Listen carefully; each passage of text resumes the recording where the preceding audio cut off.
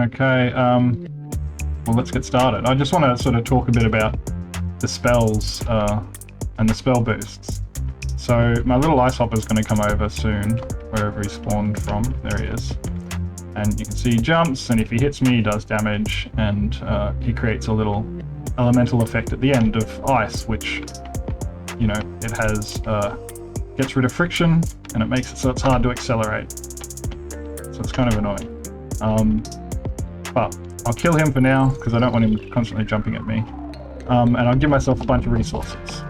So he's got that ability, right? And my ability is just casting little water spells. That's because I've got a basic wand with just a water elemental added to it. Now if we look down at the spell boosts and the wands, the interesting thing is that every enemy in the game, bosses included, are going to use the things that you can craft. So everything comes from the same crafting system that you have access to as the player.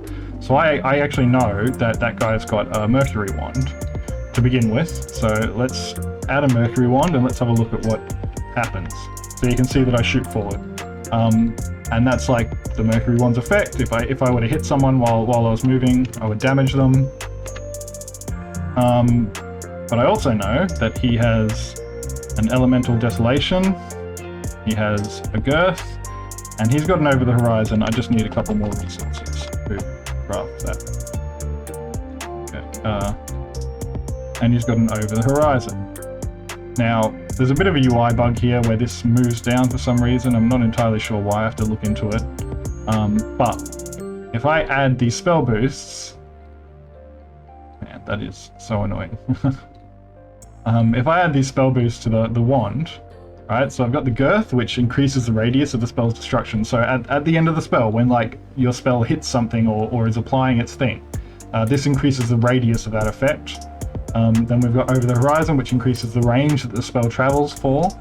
And then we've got elemental desolation, which creates an elemental effect that is based on the elemental type of your wand when the spell gets destroyed. And so if we go into the game now, if I do it, oh, but see, I'm creating a fire effect, and that's because this wand has a fire elemental. So if I actually replace that with the ice elemental and wait for the cooldown up here, then I do exactly what the ice hoppers do. You know? And so yeah, every single enemy that you fight, you can craft their attacks. And the more enemies, this is what I'm thinking of doing, is the more enemies you kill, the more elements of what their attacks are based off, you know, get revealed to you. So when you first start killing them, you know, maybe you'll kill 2 or whatever, and then you'll learn what wand they're using. And you kill a couple more, and you'll start to learn what spell boost they have, up until you know everything about them. And you can also see up here that, I mean, these are a bit weirdly colored because I haven't drawn the icons for them yet, but you can see that it says my spell range is increased, and my spell destruction radius is increased, and that comes from the 2 spell boosts. And, you know, well, actually, yes, those 2, girth and over the horizon.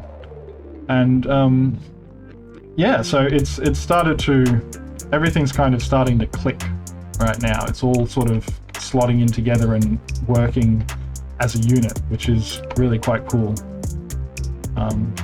But yeah, I just wanted to sort of show that off. So I guess till next time.